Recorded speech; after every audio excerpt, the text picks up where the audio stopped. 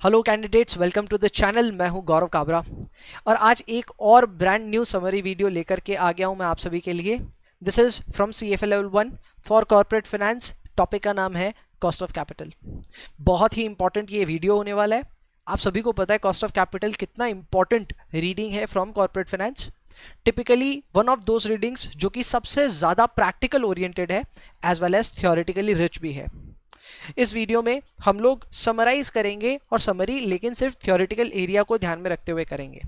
Undoubtedly मैं सारे practical areas को एम्फेसाइज करूंगा, आपको बार बार याद दिलाऊंगा कि कौन से एरिया से प्रैक्टिकल्स आएंगे, पढ़ना है, कितना पढ़ना है, कितनी प्रैक्टिस करनी है, बार बार रिमाइंड जरूर करूंगा।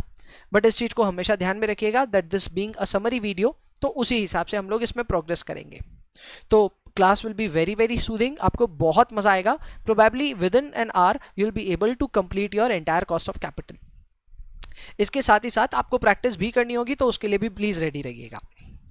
Now coming back to our always the same question कि ये वीडियो भैया किन के लिए रेलिवेंट है। तो ये वीडियो सभी के लिए रेलिवेंट है। For those who have already prepared corporate finance उनके लिए ऑब्वियसली यूजफुल है, रिवीजन हो जाएगा अच्छे से, एक डिफरेंट पर्सपेक्टिव के साथ में भी होगा तो देखना ही चाहिए। साथ ही साथ उनके लिए भी बहुत यूजफुल है जो लोग अभी जस्ट शुरू करने जा रहे हैं, तो they can just take a good warm up कि यहाँ पे कैसा कुछ हो रहा है, इस चैप्टर में क्या क्या चीज़ मेन बातें हैं। बट अगेन उनको थोड़ा सा ये वीडियोस फास्ट लग सकता है, ये एक चीज़ आप विटनेस जरूर करोगे, बट ऑब्वियसली एक स्टार्टिंग पॉइंट वैसा हो सकता है।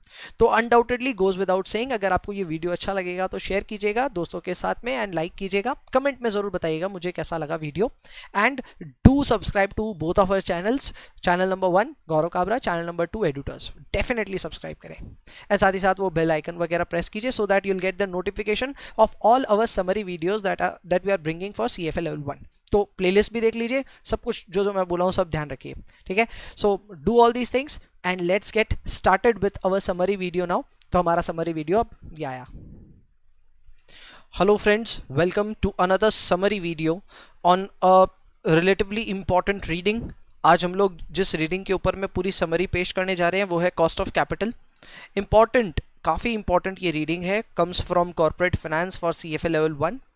आई वुड से इस रीडिंग में थ्योरी और प्रैक्टिकल दोनों का अच्छा खासा मिक्सचर है, but we will try to keep our entire summary only up to the theoretical area। Practical area को हम टच करेंगे, सारे कॉन्सेप्ट्स को वापस रिवाइज करवाएंगे, but obviously this is a summary video, तो हम लोग प्रैक्टिस वगैरह पे ज़्यादा एम्फेसिस नहीं करने वाले हैं। That's a brief disclaimer that I need to clear it out. इसके अलावा इस वीडियो में आपका अच्छे से पूरा का पूरा कॉस्ट ऑफ कैपिटल समराइज हो जाएगा, उस चीज़ के लिए आप एकदम निश्चिंत रह सकते हैं। This is going to be a good reading, मज़ेदार होने वाला है, सो बने रहिए। स्टार्ट करते हैं हम लोग लर्निंग आउटकम ए से। जिस लर्निंग आउटकम में बेसिकली हमारी शुरुआती जो रिक्वायरमेंट है वो यही है that calculate and interpret the weighted average cost of capital, यानी कि वैक, जिसे हम बहुत साधारण शब्दों में बोलते हैं वैक, weighted average cost of capital. उसको कैलकुलेट कैसे करते हैं, क्या उसके लिए नियम कायदे हैं, वो सब हम समझना शुरू करते हैं। तो सर सबसे पहला ही जो हमारा नियम तो नहीं है बट मैं कह सकता हूँ फॉर्मूला है, वो है sir weighted average cost of capital का जो हमारा फॉर्मूला है वो है sir weight of any particular component of our capital structure into cost of the same component. Example के तौर पे अगर आपने वेट इक्विटी का लिया है तो आपको कॉस्ट भी इक्विटी का ही लेना है। वेट अगर आपने डेट का लिया है तो आपको कॉस्ट भी डेट का ही लेना है। सिमिलरली KP और WP को मल्टीप्लाई करना आपस में, और WS और KS को। For those who don't know WS KS क्या होते हैं मैं बता देता हूँ। ये रिजर्व्स एंड सरप्लस के लिए अलग से मैंने यहाँ पे मेंशन किया है, ठीक है। आप नहीं मेंशन करें, आप इक्विटी में ही दिखाना चाहें तो चलेगा, बट रिजर्व्स एंड सरप्लस को अलग से अगर हम मेंशन करें तो उसे हम नाम देंगे KS and WS respectively. So total मिलाकर के 4 ही कंपोनेंट्स होते हैं, सारे कंपोनेंट्स के वेट्स और आपको कॉस्ट आइडेंटिफाई करने होते हैं और आपस में मल्टीप्लिकेशन करके सम अप करना होता है। इसलिए इसका नाम होता है weighted average cost of capital, because you are going to apply an average formula where you are going to use weights, so the name weighted average cost of capital. बात यह आती है कि भैया ये सारे कंपोनेंट्स आएंगे कहाँ से, where would we get WE, WD, WP, WS and where we will get KE, KD, KP, KS। तो आपको थोड़ा सा सब्र करना होगा, जो आपका कॉस्ट वाला कंपोनेंट है वो आगे जो लर्निंग आउटकम्स आएंगे उसमें कवर होने वाले हैं। सो वहाँ हम सीखेंगे कि जो हमारे लर्निंग आउटकम्स होते हैं या जितने भी हमारे नेक्स्ट लर्निंग आउटकम्स हैं उनमें हम सीखेंगे KE कैसे कैलकुलेट होगा, KD कैसे होगा, KP कैसे होगा, सब हम सीखेंगे। बट अभी के लिए ये समझना बहुत ज़रूरी है कि जो आप वेट्स की बात कर रहे हैं, यानी कि WE है, WD है, WP है, WS है, ये वेट्स निकालने के लिए कुछ प्रायोरिटीज़ हैं जिनका हमें ध्यान देना होता है। The same will be again dealt in learning outcome C, तो हम वहाँ वापस पढ़ेंगे। लेकिन अभी के लिए आप ये समझ लीजिए कि जब भी आपको वेट्स कैलकुलेट करने हो तो सबसे पहला आपको जो प्रायोरिटी है आपका वो है टारगेट वेट्स। यानी कि फर्स्ट तो आप टारगेट वेट्स देखिए, अगर आपकी कंपनी के कोई long term target weights management की तरफ से प्रेस्क्राइब्ड हैं तो use that in order to calculate the weights. If that is not available then you can use market value weights, यानी कि आपके जितने भी कैपिटल स्ट्रक्चर के कंपोनेंट्स हैं उन सारे कंपोनेंट्स के मार्केट वैल्यूज वगैरह आप कंपेयर कीजिए एंड मार्केट वैल्यू के हिसाब से आप वेट्स कैलकुलेट कर सकते हैं। अगर वो भी अवेलेबल नहीं है then you can use industry average capital structure, और इंडस्ट्री एवरेज भी अगर नहीं होता है तो चौथा मुझे मालूम है, although it's not mentioned in the book, that is finally book value. Got the point. Book value weights जो होते हैं वो भी यूज होते हैं एकदम लास्ट में, but again this is not covered anywhere in our CFA curriculum, तो मैं इसके बारे में चर्चा नहीं कर रहा हूं। आप प्राइमरीली इतना समझ लो कि 3 प्रायोरिटी ऑफ वेट्स होते हैं। पहली प्रायोरिटी हमेशा होती है the target weight set by the management over a long period of time. Number 2 is the market value weights. Number 3 is the industry average capital structure. That means learning outcome A बहुत ही अच्छे से हमने cover कर लिया है, और इस लर्निंग आउटकम में हमने जो मेन बातें सीखी है वो यही है कि weighted average cost of capital अगर आपको कैलकुलेट करना है तो उसके लिए आपको लगेगा सारे वेट्स साथ में सारे कॉस्ट सभी को आपस में मल्टीप्लाई कीजिए और बाद में टोटल कर दीजिए in order to calculate the weight. जो वेट्स की बात है उसकी प्रायोरिटीज हमने लर्निंग आउटकम सी को थोड़ा सा प्रीपोन करके आपको दिखा दिया है। ये लर्निंग आउटकम सी का ही मेंशन है और वहां पे हम वापस पढ़ेंगे। सो प्रायोरिटी ऑफ वेट जो होते हैं वो टारगेट वेट्स नंबर 1 होता है, next comes market value weight, then is the industry average capital structure, and finally we have the book value weights as well, but it is not covered in our curriculum. Okay, so learning outcome A बहुत अच्छे से हो गया, formula बहुत simple था, practice लेकिन आपको करना पड़ेगा, ये याद रखना। आगे बढ़ते हैं sir. Next topic is impact of buybacks and redemptions. Okay, ये छोटे मोटे टॉपिक्स हैं जो अगेन लर्निंग आउटकम ए में ही रह गए थे। बहुत सिंपल है, बहुत ज़्यादा सिंपल।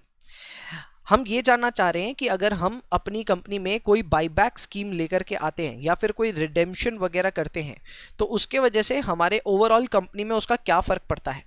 तो बहुत सीधी सी बात है, आप जब भी बाईबैक या फिर रिडेम्पशन लाएंगे इसका मतलब एक ही होता है, दैट कैपिटल यूज्ड या फिर capital raised is going to go down. आपने जो अपनी कंपनी के लिए कैपिटल रेज किया था वो कैपिटल रेज का अमाउंट अब कम हो रहा है, कैपिटल यूटिलाइज्ड कम हो रहा है, कैपिटल एम्प्लॉयड कम हो रहा है। Why? Because you have successfully buybacked और रिडीम्ड योर शेयर्स और डिबेंचर्स या फिर प्रेफरेंस शेयर्स भी। तो अगर आप ऐसा कुछ भी करते हैं तो that is definitely going to save something for your company, because जब भी कंपनी कैपिटल रेज करती है तो कंपनी के कैपिटल के साथ में जो अट्रैक्ट होता है खर्चा उसे हम कहते हैं कॉस्ट ऑफ कैपिटल।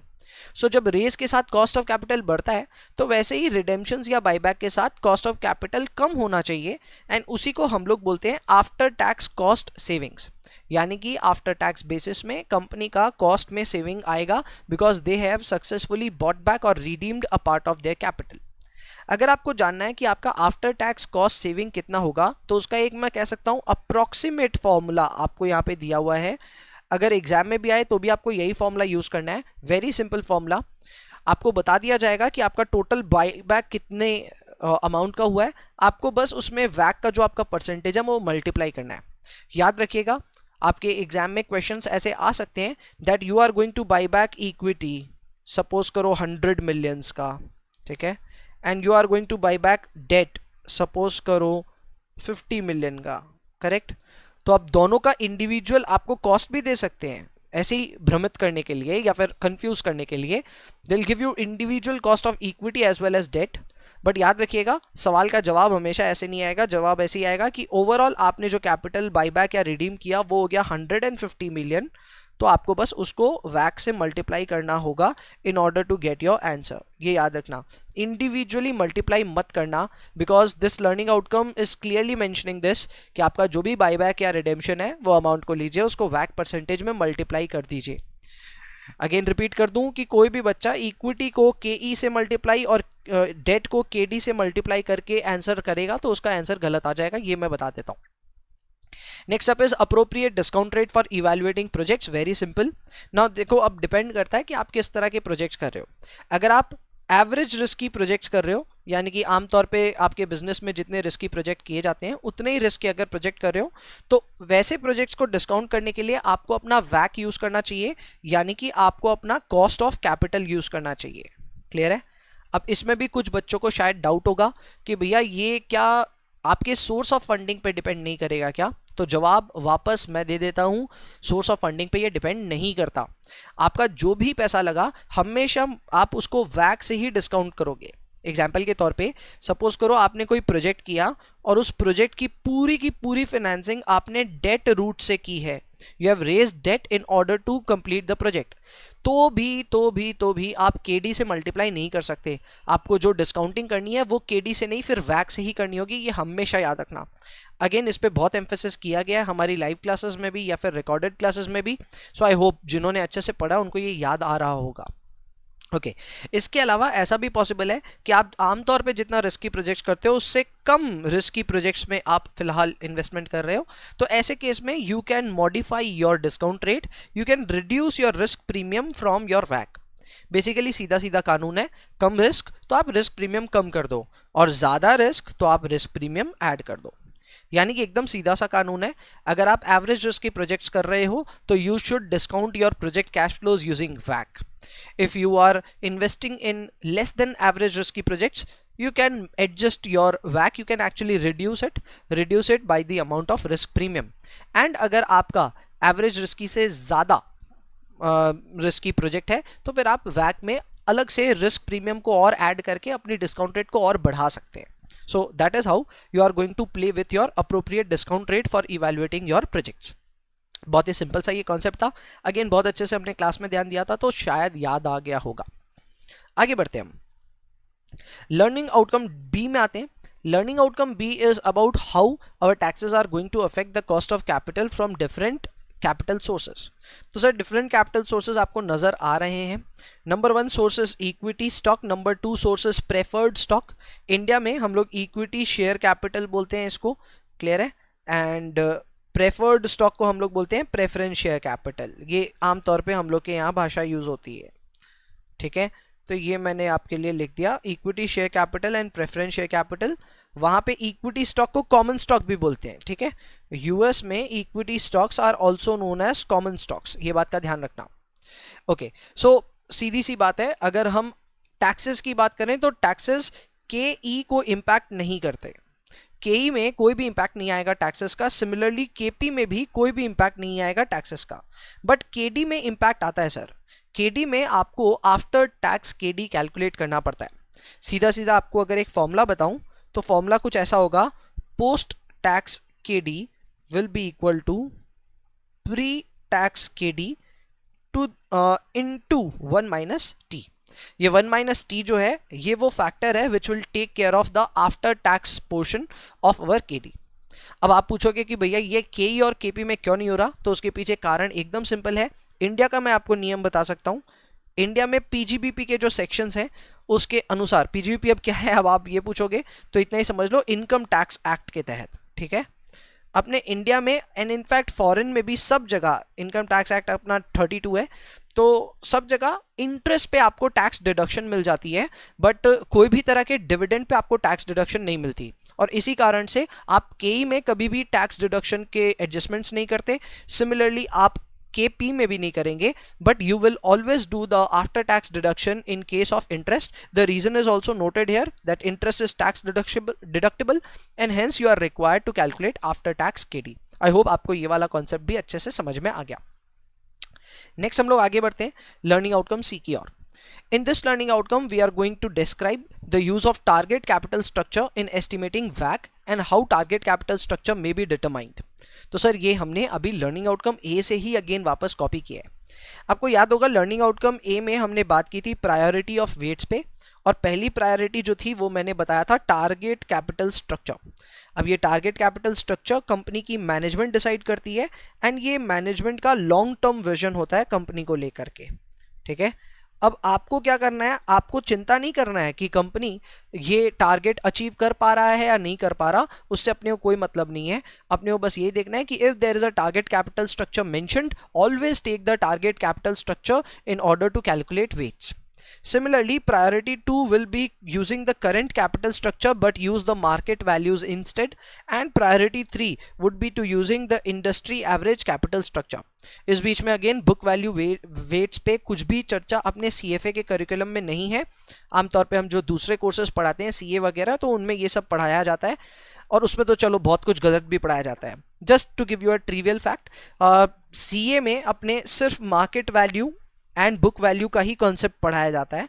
ठीक है, सो अगर आप किसी CA वाले बच्चे को बोलोगे कि which weights to take, he'll probably answer market value, and the second priority according to him would be book value or her would be book value. But CFA is set in a right way, और CFA में जो priorities दी गई हैं ये मुझे much more logical लगती हैं. ठीक है, और इसमें देखिए बुक वैल्यू का तो कॉन्सेप्ट डिस्कस भी नहीं है. सो ऑब्वियसली आपको यही याद रखना है एग्जाम के लिए भी और जिंदगी के लिए भी. Priority number 1 is going to be target capital structure, priority number 2 is going to be current capital structure, and priority 3 is going to be industry average capital structure. Finally, there is a small note as well that if you see any particular trend in your capital structure, then you have to incorporate that trend. Example के तौर पे अगर कोई company है जिसकी debt equity 2:1 थी, gradually reduce होकर के 1:1 हो गई है. ठीक है, और आपको ऐसा लग रहा है कि गोइंग फॉरवर्ड मैनेजमेंट कमेंट्री से ऐसा लग रहा है कि ये और भी कम हो जाएगा, कंपनी इसको इवेंचुअली हाफ कर देगी, so it will become 1:2. Okay, debt is equity, debt to equity. तो अगर ऐसा आपको कोई ट्रेंड मैनेजमेंट की कमेंट्री से और बुक्स को देख करके समझ में आ रहा है, तो आपको हमेशा इस ट्रेंड को इनकॉर्पोरेट करना चाहिए. ठीक है, एग्जाम्पल के तौर पे अगर कोई कंपनी है जो कि करेंटली 2:1 के कैपिटल स्ट्रक्चर पे मेंटेन करिए अपनी डेट इक्विटी को, but the management is quite sure कि वो 1:2 हासिल कर लेगी over a long period of time and for a long period of time, तो आपको 1:2 का ध्यान देना चाहिए और इसी को टारगेट मानना चाहिए. So basically always respect a trend if you see one. That's the simple logic, और इसमें कुछ नहीं है. ठीक है, सो जस्ट ट्रेंड कुछ दिखे तो उसको इनकॉर्पोरेट जरूर करना चाहिए. It's a theoretical thing, practical में मुझे नहीं लगता इस पर कोई सवाल आएगा. आगे बढ़ते हैं सर. लर्निंग आउटकम डी पे. Now this is going to be an important learning outcome. इस लर्निंग आउटकम में हम लोग जो पढ़ने वाले हैं वो है how marginal cost of capital and investment opportunity schedules intersect each other and how their intersection will lead us to the optimum capital budget. So बहुत सिंपल सा ये कॉन्सेप्ट है. अगर आप यहाँ देखेंगे तो आपको दो कर्व्स नजर आ रहे हैं. The first curve that you can see is the MCC curve. This is known as marginal cost of capital curve, and the second curve that you see is the investment opportunity schedule. अब ये है क्या, मैं आपको समझा देता हूँ. बहुत सिंपल सी बात है. MCC कर्व जो होता है वो एक अपवर्ड राइजिंग कर्व क्यों होता है, उसके पीछे एक ही कारण है, और वो कारण है कि जैसे जैसे कंपनी कैपिटल रेज करने लगती है तो उसके सभी सोर्सेज जो होते हैं ना वो एक्सपेंसिव होते जाते हैं. अब ये सीधा सा कानून है और सीधा सा इसके पीछे लॉजिक है. आप मेरे पास भी अगर 10 लाख के लोन के लिए आएंगे तो मैं आपको एक रेट दे दूंगा, आपको शायद लोन दे दूंगा, बट अगर आप 10 लाख के बाद में और एक 10 लाख मांगने आएंगे ना, तब मुझे भी थोड़ा सा एक कंसर्न होगा कि यार अब ये इतना पैसा लेके जा रहा है तो अब इसको उसी रेट पे तो मैं ऑफर कर नहीं सकता. The risk is increasing, so I will increase my compensation amount as well. So that's a very simple logic that yes, आपका जैसे जैसे कैपिटल रेज होना शुरू होगा वैसे वैसे आपका कॉस्ट ऑफ कैपिटल बढ़ता जाएगा. And that this is clearly evident. अगर आप देखो तो इस कर्व में या इस पूरे डायग्राम में अगर आप देखो तो अपनी हॉरिजॉन्टल एक्सिस पे we are plotting dollars raised and invested. ठीक है, एंड ऊपर में हम प्लॉट कर रहे हैं अपने कॉस्ट ऑफ कैपिटल को भी और IRR को भी. ठीक है, so cost of capital definitely increase हो रहा है as your capital is increasing. ठीक है, your cost of capital is increasing and therefore you have your MCC curve as upward sloping. ये आपको रेड लाइन में नजर आ रहा है. ठीक है, ये कॉन्सेप्ट क्लियर हुआ आपका. चलो, ये कॉन्सेप्ट अगर क्लियर हो गया तो आप दूसरे कॉन्सेप्ट में आते हैं जो है अपना IOS. अब देखो IOS एक सिंपल सा कॉन्सेप्ट है. वो आपको ये कहता है कि अगर आपके पास में दुनिया भर की अपॉर्चुनिटीज हैं, ठीक है, and you want to invest your money into multiple projects, you will probably first give your funds for those projects which are giving you the best IRR possible. जिन भी प्रोजेक्ट्स में आपको बेस्ट IRR मिल रहा है आप सबसे पहले उनको करना चाहोगे. ये आमतौर पर रैंकिंग के लिए यूज भी करते हैं हम. रैंकिंग में जिसका IRR बेहतर होगा आप उसी को पहले इन्वेस्ट करोगे, उसमें पैसे डालोगे. तो सपोज करो आपने पहला प्रोजेक्ट किया जिसकी IRR काफी हाई थी, सपोज करो यहां तक थी, आपने पैसे लगा दिए उसमें. So your capital has been invested in project A. But as you move forward, you will see that you are now investing into projects which are having lesser IRR. यानी कि कम कम IRR में आप अब अपनी इन्वेस्टमेंट करते जा रहे हो. सीधी सी बात है, अगर आपने पहले प्रोजेक्ट में 20% IRR में इन्वेस्टमेंट किया होगा तो दूसरा प्रोजेक्ट डेफिनेटली 20 के नीचे ही रहा होगा, क्योंकि जो सबसे बेस्ट था वो तो आपने कर लिया, तो उसके बाद वाली अपॉर्चुनिटी में गए होंगे एंड ग्रेजुअली आपने और नीचे के प्रोजेक्ट्स में माथा लगाया होगा. So if you see, your IRR amount is going to decrease as you are going to invest your money into multiple projects. आप सबसे पहले उस प्रोजेक्ट में पैसे लगाओगे जहां IRR सबसे ज्यादा है and gradually into those projects जहां पे IRR ग्रेजुअली कम होनी शुरू हो जाएगी. तो उस हिसाब से हमने चलो पैसे लगाने शुरू किए. सो हमारा जो कर्व बना वो बना IOS. नाउ IOS आपको ये बताता है कि आप कैपिटल तो लगा रहे हो लेकिन साथ ही साथ आपका जो IRR है वो गिर रहा है, बिकॉज आप जैसे जैसे पैसे लगा रहे हो आपके IRR अपॉर्चुनिटीज धीरे धीरे कम होनी शुरू हो गई हैं. सो जब ऐसा होगा तो आपका जो IOS कर्व है that is going to be a downward sloping curve. ये आपको नजर आ रही है व्हाइट लाइन में, व्हाइट कलर की जो आपकी कर्व है उसमें नजर आ रही है. Now interestingly, there is an intersection point where your KO is equal to IRR. Why? Because MCC curve basically resembles KO while IOS curves resembles IRR. Got the point? तो आपके ये दोनों जहां मिलते हैं उस पॉइंट पे हम बोल सकते हैं कि आपका KO और IRR बराबर हो गया.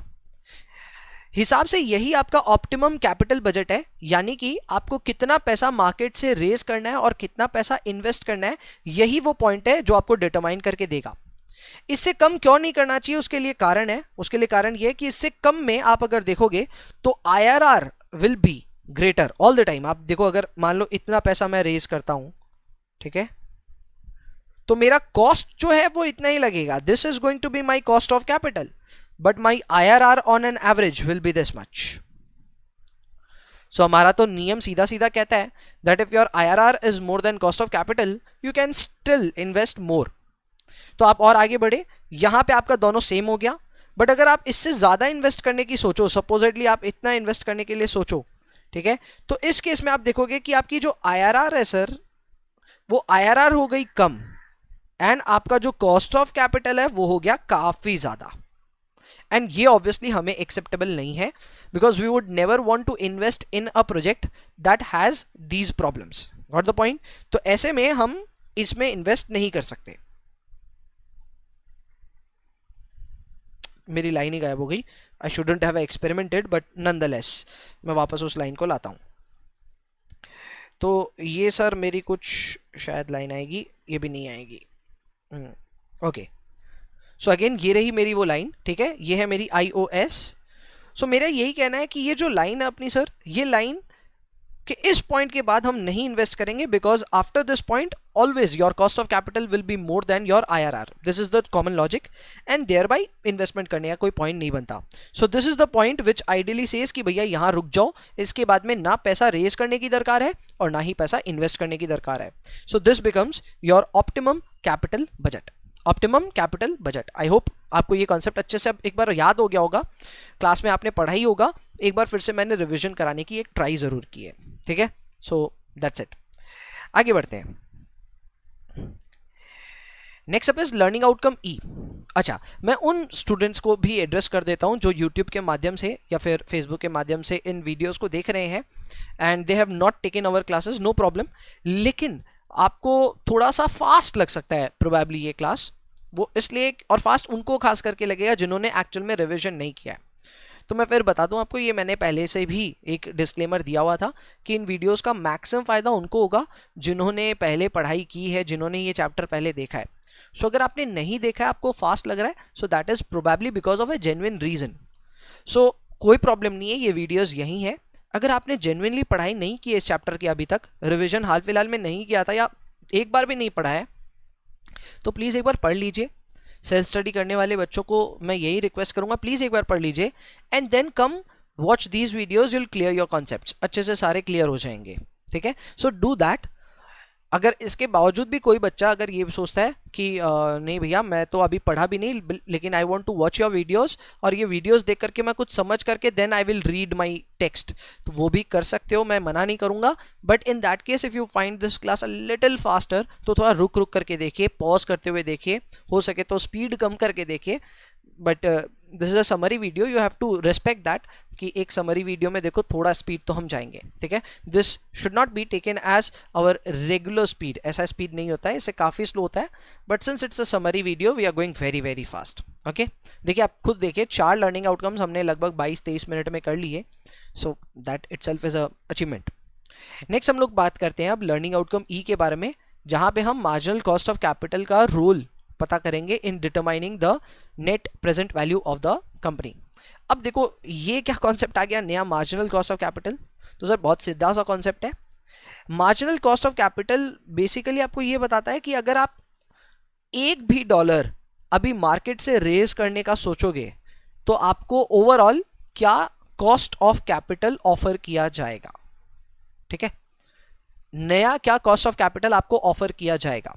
अब मेरी बात समझो, आपकी कंपनी है, काफी टाइम से एग्जिस्टिंग है, तो कैपिटल तो उसके पास ऑलरेडी रेज्ड है, तो उस कैपिटल के लिए एक कॉस्ट ऑफ कैपिटल डेफिनेटली लग रहा है, उसे हम एक बार नाम दे देते हैं एग्जिस्टिंग कॉस्ट ऑफ कैपिटल। तो वो अपनी जगह एकदम सही है।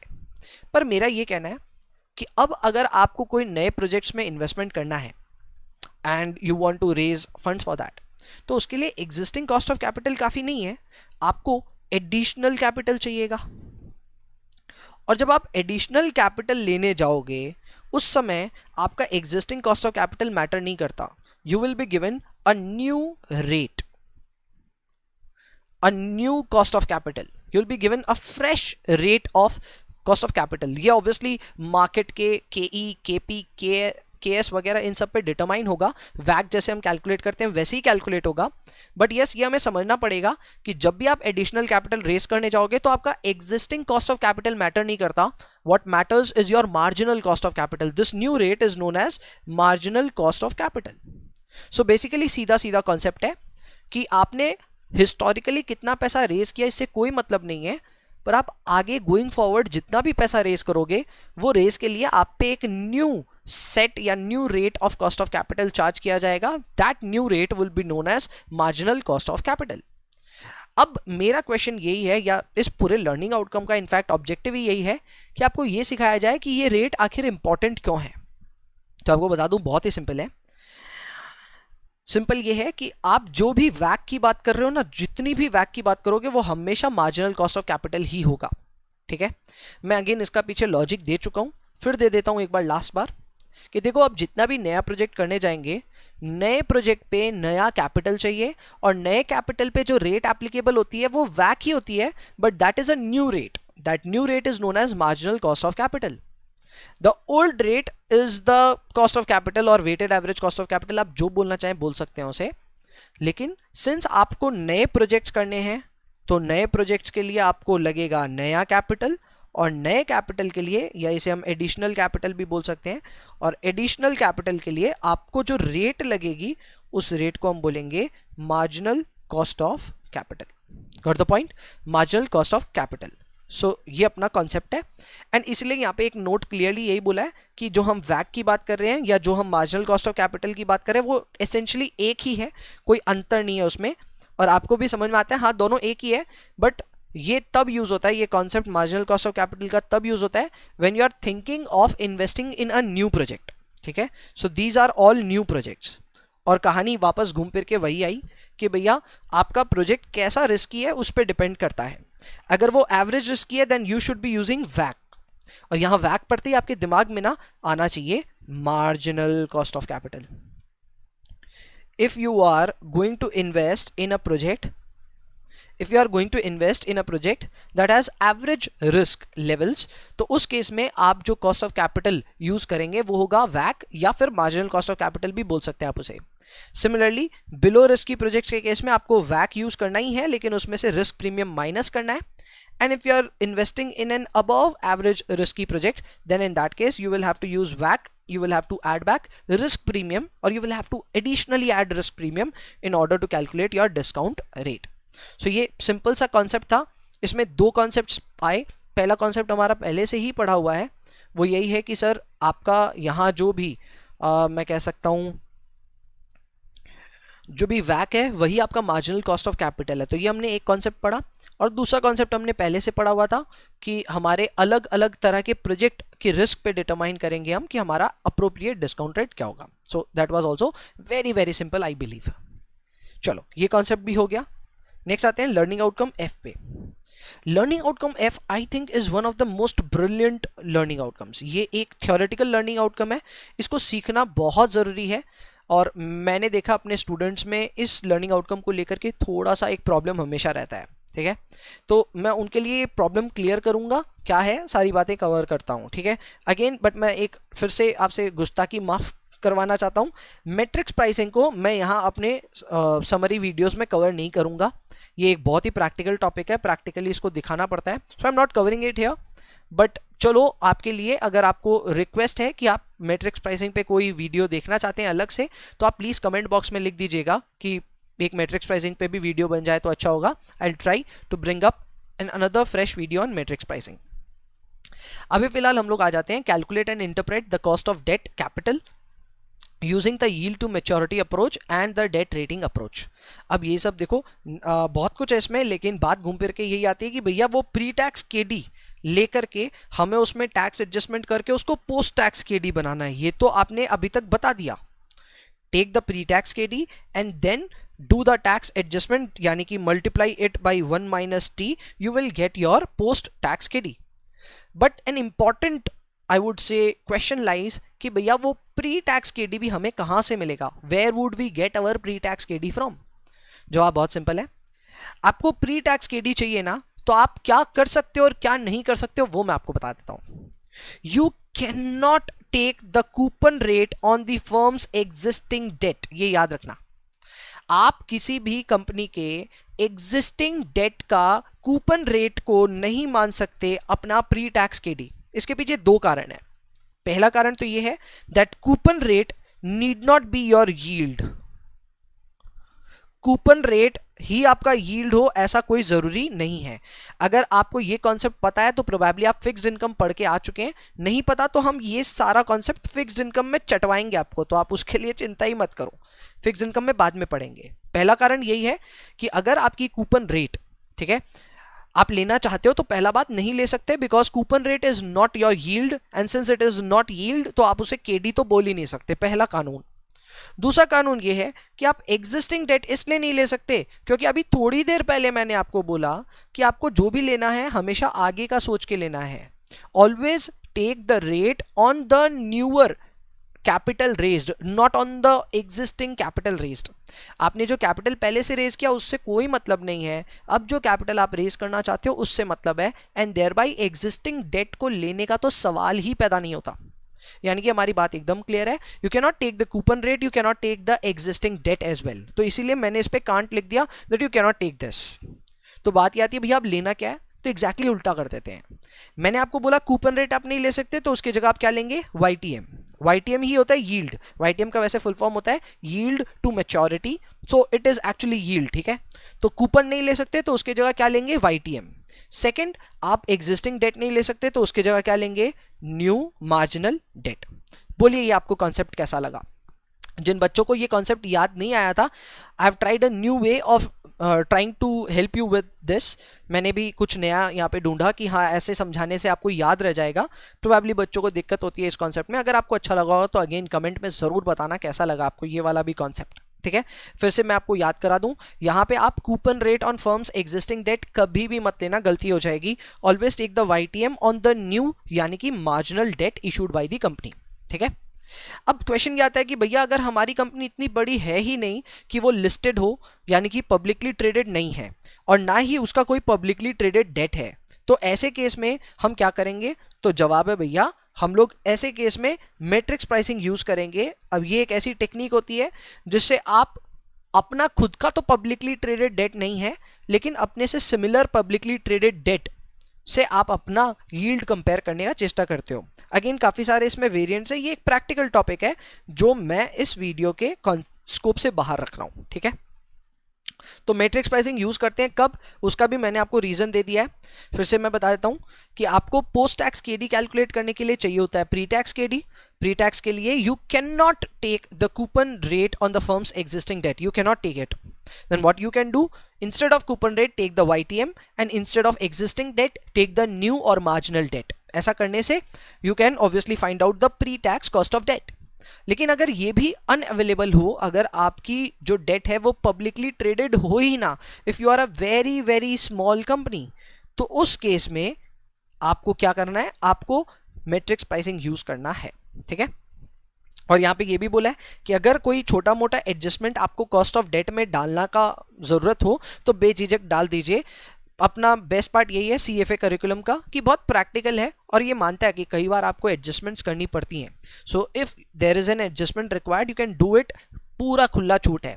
अगेन ये प्रैक्टिकली नहीं आएगा एग्जाम में, पर थियोरेटिकली ऐसा पूछा जा सकता है कि क्या कोई अप्रोप्रिएट एडजस्टमेंट करना हो तो अलाउड है कि नहीं, जवाब है अलाउड है। चलो बहुत बढ़िया, बहुत ही अच्छा ये लर्निंग आउटकम था and I hope you really enjoyed this learning outcome as well. Next we come into the practical learning outcomes, जहाँ पे फॉर्मूले हैं, लेकिन अगेन मैं प्रैक्टिकल कुछ भी नहीं करा सकता इस समरी वीडियो में, तो I will just help you to recall the formulas. तो अभी फर्स्ट जो हमारा लर्निंग आउटकम आया, जो लर्निंग आउटकम जी है, इसमें हम लोग प्रेफर्ड स्टॉक्स का कॉस्ट कैलकुलेट करने का चेष्टा करेंगे, बट अगेन इसमें हम लोग नॉन कॉलेबल और नॉन कन्वर्टिबल प्रेफर्ड स्टॉक की बात करेंगे। अब बात क्या आती है भैया, इनमें नॉन कॉलेबल और नॉन कन्वर्टेबल क्यों रखा हमने, तो जवाब एकदम सिंपल है, ये दोनों चीजें आप L2 में अच्छे से पढ़ोगे, ठीक है। तो अभी के लिए आप इसकी चिंता छोड़ दो, अभी के लिए बस इतना ध्यान रखो कि नॉन कॉलेबल और नॉन कन्वर्टेबल प्रेफर्ड स्टॉक के लिए the formula is very simple, KP is equal to DP divided by P0 into 100, where DP is the preferred dividend per share. Mind it, मैंने यहाँ equity dividend नहीं बोला है, याद रखना। I have not mentioned equity dividend, I have mentioned preferred dividend per share. So take the DP in the numerator and take the market price of the preferred share. Again यहाँ पे भी मैंने equity share नहीं बोला है, I have told you preferred share. यानी कि preference shares पे ही जो dividend मिल रहा है per share वो आप लीजिए, that is DP. Take P0 which is price per preferred share and then multiply this into 100. This is how you calculate KP. मैंने आपको learning outcome A में बोला था कि वेट्स पे तो हमने चर्चा कर ली, कॉस्ट पे कैसे चर्चा होगी, इन कॉस्ट को वैसे हम बोलते हैं कंपोनेंट कॉस्ट। क्या कहते हैं, कंपोनेंट कॉस्ट। तो इन पे चर्चा देखिए अब शुरू होने लग गई है। We have already discussed how to calculate KP, you already learn कि WP कैसे निकलेगा, तो WP निकल गया, KP निकल गया, आपस में मल्टीप्लाई होगा तो काम आ जाएगा ना हमारे। बस यही आपको जो लिंक है उसको हमेशा याद रखना है कि आप ये चीज पढ़ क्यों रहे हो। तो शायद आपको अब अच्छे से समझ में आया how to calculate KP. Very good, आगे बढ़ते हैं। Next up is learning outcome I, where I am going to tell you how to calculate KE. This is very important. This is cost of equity. This is cost of equity. बहुत simple है, इसके तीन तरीके mentioned है हमारे पास और तीनों ही तरीके बहुत सिंपल है। पहला तरीका है CAPM, KE is equal to RF plus RM minus RF into beta, ठीक है। अब जहां तक बात है इस फॉर्मूले की, तो इसमें RF is risk free rate, RM is the return on the market portfolio and beta is beta obviously. Beta is a systematic risk measure as well. अब देखो मैं समय बचाने के लिए बोल देता हूँ, अगर आपको ये CAPM का फॉर्मूला याद है तब तो अच्छी बात है, नहीं याद है और अगर आप चाहते हो इसका पूरा लॉजिक आपको मिले तो अगेन आपको YouTube पे ये वीडियो मिल जाएगा, dedicated video. It is shared on both our channels, आपको गौरव काबरा चैनल पे भी मिलेगा एंड साथ ही साथ हमारा जो एडिटर्स वाला चैनल है उस पे भी आपको ये वीडियो मिल जाएगा। So kindly watch it from there अगर आपको CAPM का पूरा मस्त वाला ज्ञान चाहिए, ठीक है। And believe me it is super entertaining, आपको बड़ा मजा आएगा। If you want to watch you can watch it from there. Next comes DDM। Now DDM is dividend discount model. Again the same concept lies कि ये भी आपको YouTube पे मिलेगा और अगेन ये भी आपको दोनों चैनल पे मिलेगा, गौरव काबरा पे भी मिलेगा और एडिटर्स पे भी मिलेगा। ये एंटरटेनिंग नहीं है लेकिन बहुत थॉट प्रोवोकिंग है, बहुत ही ज़्यादा। तो अगर आपको थोड़ा सा भी इंटरेस्ट है स्टॉक मार्केट वगैरह पे भी तो आई विल डेफिनेटली रिकमेंड कि इस वीडियो को भी प्लीज़ देखिए आप, बहुत अच्छा वीडियो है एंड बहुत अच्छे से एक्सप्लेन किया हुआ है। Watch it from there. The formula is D1 by P0 plus G, where D1 can alternatively be written as D0 into 1 plus G, where D0 is your current dividend, P0 is current market price, and G is your growth rate. So that is how you can make this out. And finally we have the bond yield plus risk premium. Very simple approach. आप bond yield लीजिए, उसमें थोड़ा सा risk premium add कर दीजिए, इससे भी आपका K निकल जाएगा. Logic is very simple. As compared to bonds, equity is a little more risky and hence they require a little more premium as well. So अगर हम required rate of return के concept के हिसाब से जाएं तो जितना bond के ऊपर में yield offer किया उससे थोड़ा ज़्यादा आप इक्विटी में देंगे, क्योंकि वो जो थोड़ा ज़्यादा है उसी को हम कहते हैं risk premium. Very simple concept I would से, एंड ये भी आप यूज़ कर सकते हैं. बस ध्यान ये रखिएगा कि whenever you are calculating K always take long term bonds in order to calculate the bond yield. वैसे तो देखो नाम में ही है बॉन्ड, बॉन्ड मतलब ही होता है लॉन्ग टर्म, ठीक है. बट अदरवाइज अगर आप कोई बच्चा भूल भी जाए तो हमेशा याद रखना लॉन्ग टर्म ही लेना है. Reason again very simple. अगर हम इक्विटी शेयर्स की बात करें तो यार इक्विटी शेयर्स तो रिडीमेबल, या मैं बोल सकता हूँ वो तो परपेचुअल होते हैं ना. परपेचुअल का मतलब ही हो गया वेरी वेरी लॉन्ग टर्म. जब शेयर्स ही वेरी वेरी लॉन्ग टर्म होते हैं तो उनके कॉस्ट को कैलकुलेट करने के लिए आपको यील्ड भी तो एक लॉन्ग टर्म बॉन्ड का ही लेना पड़ेगा ना. So always take the long term bonds yield and then add a risk premium to it in order to calculate K. That's the simplest logic I could help you with. चलो ये हो गया अपना learning outcome I. Next time जब अरे repeat हो गया क्या लर्निंग आउटकम आई दो बार, पता नहीं. आई है कि ये शायद जी है, मैं श्योर नहीं हूँ. देखो थोड़ी शायद गलती हो गई होगी, ठीक है. बट ठीक है, माफ़ कर देंगे आप लोग, मुझे मालूम है. ओके नेक्स्ट इसमें हम लोगों को क्या करना है, calculate and interpret the beta and cost of capital for a project. अरे बहुत ही सिंपल सा ये कॉन्सेप्ट है और बहुत बार ये यूज़ होगा, ठीक है. इसको प्लीज़ आप लोग बहुत अच्छे से प्रैक्टिस कीजिए, एग्जाम में बहुत रेलिवेंट है. बीटा क्या होता है, मैं अभी लास्ट स्लाइड में भी बोल के निकल गया था, that beta is a measure of systematic और market risk. As simple as that. इससे क्लियर डेफिनेशन नहीं हो सकता. बीटा दो तरह के होते हैं, एक होते हैं फर्म बीटा, एक होता है प्रोजेक्ट बीटा. पूरे कंपनी के लिए अगर आप बीटा कैलकुलेट कर रहे हो तो वो फर्म बीटा है. किसी पर्टिकुलर प्रोजेक्ट के लिए अगर आप बीटा कैलकुलेट कर रहे हो तो वो प्रोजेक्ट बीटा है. As simple as that. अब प्रोजेक्ट बीटा कैसे कैलकुलेट करते हैं उसके ऊपर में आपको प्योर प्ले मेथड दिया हुआ है. I have explain step number 1 and step number 2. मैं अभी फिर से एक्सप्लेन करूंगा, but again practical is not covered in our summary video. इसमें अगर आप स्टेप 1 देखेंगे ना तो we are going to start with beta equity, यानी कि हम अपनी कोई भी कंपेरेबल कंपनी लेंगे, उस कंपनी की बीटा इक्विटी लेंगे, यानी कि उस कंपनी की बीटा लेंगे, ऐसा ही समझिए. And then we will deleverage it. Deleverage करने के लिए आपको ये एडजस्टमेंट उसमें करनी पड़ती है, that is typically dividing it by 1 plus D by E into 1 minus T. So this D by E is essentially debt equity ratio. इसको आपने 1 माइनस टी करके आफ्टर टैक्स एडजस्टमेंट किया.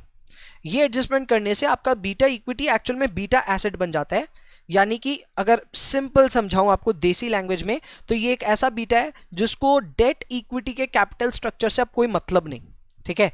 This is designed for the entire companies operations irrespective of the financial structure of the company. तो आपने beta equity को D leverage करके उसको beta asset बनाया, बट आप जिस प्रोजेक्ट में इन्वेस्टमेंट कर रहे हो उसमें कुछ ना कुछ तो कैपिटल स्ट्रक्चर रहा ही होगा. उसका कैपिटल स्ट्रक्चर क्या है उसको ऑब्टेन करके आपको री लेवरेज करना पड़ेगा. एंड री लेवरेजिंग के लिए आपने जो बीटा एसेट कैलकुलेट किया था उसी में वापस सेम एडजस्टमेंट कीजिए. यहां देखिए आपने डिवाइड किया था ना, यहां डिवाइड नहीं करके सीधा मल्टीप्लाई कर रहे हैं by 1 plus debt equity into 1 minus T. The only difference is that यहां पे जो आपने डेट इक्विटी लिया था वो आपकी कंपेरेबल कंपनी का डेट इक्विटी लिया था, ठीक है. एंड यहां जो आप डेट इक्विटी ले रहे हो ये आप अपने प्रोजेक्ट का डेट इक्विटी ले रहे हो, ठीक है. सो इन दोनों में ये थोड़ा सा अंतर है, इसका प्लीज ध्यान देना. आफ्टर टैक्स एडजस्टमेंट करना प्लीज मत भूलना. Practice more and more pure play method, तो ये आराम से आपके पकड़ में आ जाएगा, ठीक है. बट अगेन मैं इस पर कोई प्रैक्टिकल नहीं करा सकता एंड उसके लिए आप मुझे माफ कर सकते हैं. चलो आगे बढ़ते हैं. Next is learning outcome J. I really don't know कि कहाँ हमने मैसअप किया, हमारे सारे लर्निंग आउटकम के अब नंबर चेंज हो रहे हैं, बट कोई नहीं, बहुत सिंपल है. And I think this is the last learning outcome, I believe, ऐसा मुझे लग रहा है. ओ सॉरी, एक और बाकी है, एक दो, अरे काफ़ी बाकी है, ठीक है आते हैं, बहुत ही बड़ा चैप्टर है. ओके लर्निंग आउटकम जे में आते हैं. Now this learning outcome is basically telling us a story of India, ठीक है. यहाँ पे थोड़ा सा आपको इंडिया वाली फीलिंग होगी. अब मेरी बात समझो आप, किसी भी बाहर के इन्वेस्टर का पर्सपेक्टिव आप ज़रा सोचो, ठीक है। अगर वो इंडिया में इन्वेस्टमेंट करेंगे ना, ठीक है, तो इंडिया में इन्वेस्ट करने से उनकी जो रिक्वायर्ड रेट ऑफ रिटर्न है, रिक्वायर्ड रेट ऑफ रिटर्न, वो थोड़ी ज़्यादा अपने आप हो जाएगी। क्यों? क्योंकि भाई जो फॉरेन इंस्टीट्यूशनल इन्वेस्टर्स हैं या फिर जो फॉरेन की एफडीआई भी आने वाली है, उन सबको इंडिया ना एक थोड़ा सा डेवलपिंग कंट्री दिखता है। एंड सच्ची बताऊं तो है भी, मैं इस चीज़ में कतई नहीं मानता, ठीक है, कितने भी हम देशभक्त हों, लेकिन इस बात को हम मानते हैं कि हाँ हमारे यहाँ पे अपॉर्चुनिटीज़ आज भी बहुत ज़्यादा नहीं है, या अपॉर्चुनिटीज़ तो हैं लेकिन इंफ्रा वगैरह इतना नहीं है, या लोगों की सोच वैसी नहीं है। आज भी हम एक कैपिटलिस्ट कंट्री कहलाने से तो बहुत दूर है। तो अगर हमें कोई डेवलपिंग कहता है तो चलो मान लिया, तो डेवलपिंग है तो ऑब्वियसली हम ज़्यादा रिस्की हैं। If a country is developing then obviously it is much more risky. तो what a foreign institutional investor would actually make a point here, वो ये बोलेगा कि आप सिंस आप एक डेवलपिंग कंट्री हो तो आप एक रिस्की कंट्री हो, and there by we require a greater required return. तो अगर आप उनसे पूछ लेंगे कि भैया ठीक है आप ग्रेटर लीजिए, लेकिन उसे डिटरमाइन कैसे करेंगे ये तो बताइए, then they basically introduce this revised CAPM. This is CAPM but थोड़ा सा रिविजन किया हुआ है। If you see the formula is very simple, वही फॉर्मूला है, बस बीच में CRP ऐड किया हुआ है। This CRP is country risk premium which is typically added as a risk premium just because your country is a developing country, ठीक है। तो आपको ये CRP यहाँ पे ऐड करना होता है। This is RM minus RF plus CRP। जिन जिन बच्चों को याद है अच्छी बात है, इसे हम मार्केट रिस्क प्रीमियम बोलते हैं। क्लियर है?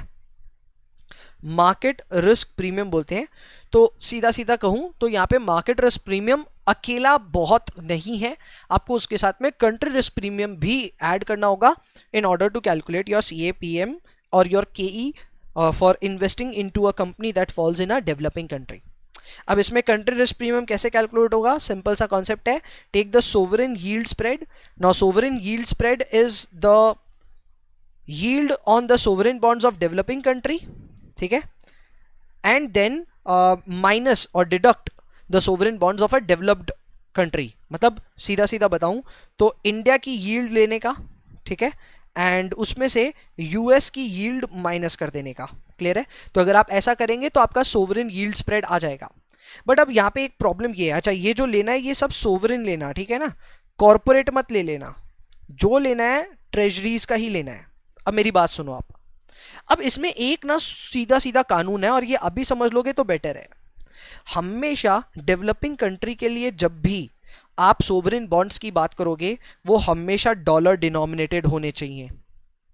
आपकी खुद की करेंसी के डिनोमिनेशन का जो भी सोवरेन बॉन्ड है उसकी यील्ड लेके कोई फायदा नहीं है। You will always have to take the dollar denominated yield here, ठीक है। अब ये समझिए मेरी बात, ये डॉलर डिनोमिनेटेड इसलिए बिकॉज वो बेटर रेगुलेटेड है एंड बेटर उस पर ट्रस्ट किया जा सकता है, इसीलिए डॉलर डिनोमिनेटेड लेते हैं, रुपी डिनोमिनेटेड नहीं लेंगे।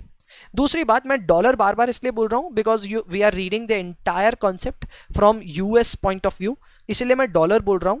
अगर कोई और कंट्री होगी तो कोई और कंट्री की भी, डेवलप्ड कंट्री की करेंसी आप ले सकते हो, मना ही नहीं है, ठीक है। So always take the dollar denominated sovereign yield of the developing country, which is India in this case, minus the sovereign yield of the developed country, which is US obviously.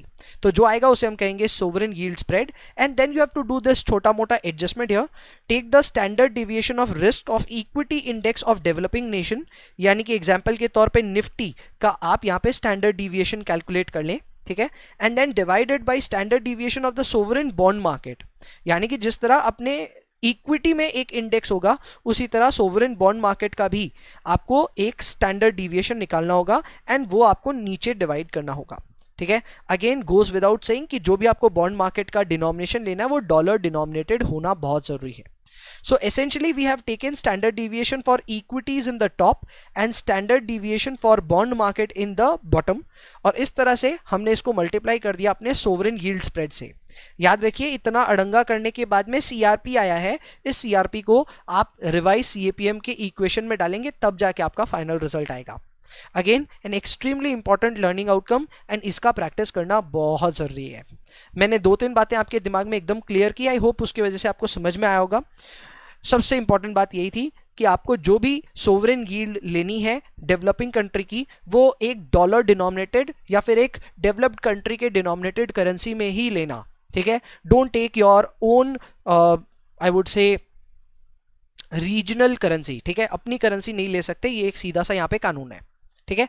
So that is an important point two remember. And second important point obviously है कि CAPM को adjust करना, इसमें market risk premium के साथ में CRP add करना and then complete the revise CAPM।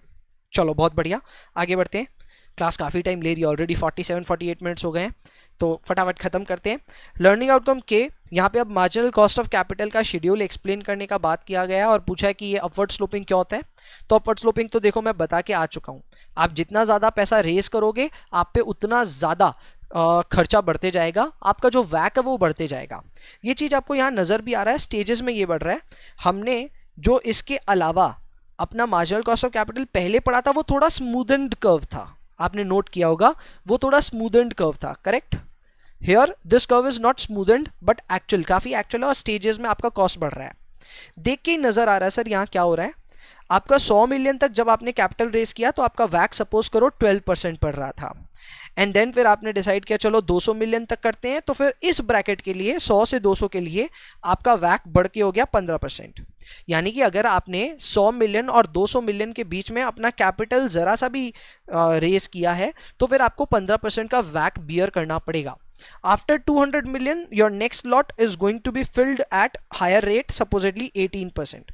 यानी कि अगर आपने 220 मिलियन का कैपिटल रेस करना चाहा तो आपका 200 मिलियन का जो कैपिटल है वो तो 15%, सॉरी ऐसे भी नहीं बोल सकता, 100 मिलियन 10% पे हो जाएगा या 12% पे हो जाएगा, नेक्स्ट 100 मिलियन आपका 15% पे हो जाएगा, एंड लास्ट का जो आपका 20 मिलियन है वो होगा 18% पे। तो इस तरह से ये मार्जिनल कॉस्ट ऑफ कैपिटल का शेड्यूल बनता है and it is a very very simple concept. इसमें एक और ज़बरदस्त कॉन्सेप्ट ये है कि जिस पॉइंट पे आपका अचानक से वैक चेंज हो जाता है उस पॉइंट को हम बोलते हैं ब्रेक पॉइंट्स। क्या कहते हैं? Break points. यहाँ इस डायग्राम में आपको 3 ब्रेक पॉइंट्स नज़र आ रहे हैं, इन ब्रेक पॉइंट्स पे चर्चा नेक्स्ट स्लाइड में आने वाली है, ठीक है। तो ये रहा अपना marginal cost of capital schedule. हमने इससे पहले जो पढ़ा था वो भी सही था और ये भी सही है। इससे पहले वाला एक स्मूदन्ड कर्व पढ़ा था हमने, और अभी जो हमने पढ़ा है वो एक एक्चुअल कर्व पढ़ा है, ठीक है। सो इस चीज को प्लीज ध्यान में रखें। अच्छा break points, sorry my bad, मैंने ब्रेक पॉइंट्स का जो कॉन्सेप्ट था वो यहाँ पे समरी वीडियो में कवर ही नहीं किया था, तो इसको ब्रेक पॉइंट्स पे बस मैं इतना आपको बता देता हूँ, ठीक है। प्रैक्टिकल्स आएंगे इस टॉपिक से तो प्लीज़ प्रैक्टिस कीजिएगा। ब्रेक पॉइंट्स पे प्रैक्टिकल आते हैं, मैं बस आपको यही बार बार रिमाइंड कर देता हूँ। मैं आपको क्लास के पहले भी बोला था कि मैं थ्योरेटिकली इस चैप्टर को कवर करूँगा क्योंकि practically there is a lot to say. सिर्फ बनाने जाए तो बहुत देर की क्लास बन जाएगी। Since it's a summary video I am just reminding you that don't forget to please practice break points, ठीक है। तो प्लीज़ ब्रेक पॉइंट्स प्रैक्टिस कीजिएगा, नोट कर लीजिए आप, जो प्रैक्टिस करने को मैं बोल रहा हूँ प्लीज़ नोट कर लीजिए। And then the final learning outcome obviously comes is the treatment of flotation cost। आप पूछेंगे भैया ये flotation cost क्या होते हैं? वेरी सिंपल, जब भी आप कोई भी शेयर या फिर कोई भी तरह का डिबेंचर, चलो सिक्योरिटी ही बोल देते हैं ना, कोई भी अगर आप सिक्योरिटी इशू करते हैं तो सिक्योरिटी के इशू के टाइम पे आपको मर्चेंट बैंकर्स को ना उनका मैं कह सकता हूँ कमीशन वगैरह देना पड़ता है, because they are helping you manage the entire issue. तो ये मर्चेंट बैंकर्स वगैरह पे जो आपने खर्चा किया अंडर राइटिंग को लेकर के या फिर और भी कोई खर्चे, अन्य खर्चे, लीगल फीस वगैरह, उन सभी का मैं कह सकता हूँ एक कॉम्पोजिट नेम है फ्लोटेशन कॉस्ट। सो फ्लोटेशन कॉस्ट का जो करेक्ट ट्रीटमेंट है बस वो सीख लीजिए, आपका काम हो जाएगा। करेक्ट ट्रीटमेंट ये है कि सर आपको एडजस्ट करना होगा it with the initial project cost, यानी कि आपका जो भी फ्लोटेशन कॉस्ट है उसको आप अपने इनिशियल प्रोजेक्ट कॉस्ट से डिडक्ट कर देंगे, ट्रीट कर देंगे। You cannot add it to KO, you cannot treat it as cash outflow, ठीक है। आप ना इसे ऐड कर सकते हैं केओ में, ना ही इसे आप ट्रीट कर सकते हैं as cash outflow. So that's it, हमारे ये पूरी समरी वीडियो का अब हो गया अंत। And thank you so much for again watching this entire video. आप अगर लास्ट तक देख रहे थे तो मेरे बहुत बहुत थैंक यू कि आपने ये पूरा वीडियो भी देखा और अच्छे से शायद आपका समरी भी हुआ होगा। माय सिंसियर रिक्वेस्ट अगेन, अगर आप चैनल को सब्सक्राइब नहीं कर रखे हैं तो प्लीज़ सब्सक्राइब कीजिए, बेल आइकन वगैरह प्रेस कीजिए, दोनों चैनल्स को प्लीज़ सब्सक्राइब करें, गौरव काबरा और एडिटर्स दोनों को कीजिए प्लीज़ आज के आज। एंड सेकेंडली लाइक ज़रूर कीजिए, वीडियो को शेयर कीजिए अपने दोस्तों के साथ एंड कमेंट में बताइएगा आपको ये वीडियो कैसा लगा। ठीक है, so that's it for summary of cost of capital. I will meet you with a next summary video. नेक्स्ट हम लोग लेवरेज लेकर के आने वाले हैं, सो उसमें मिलेंगे। ठीक है, दैट्स इट, आज के लिए इतना ही। सी यू, बाय बाय।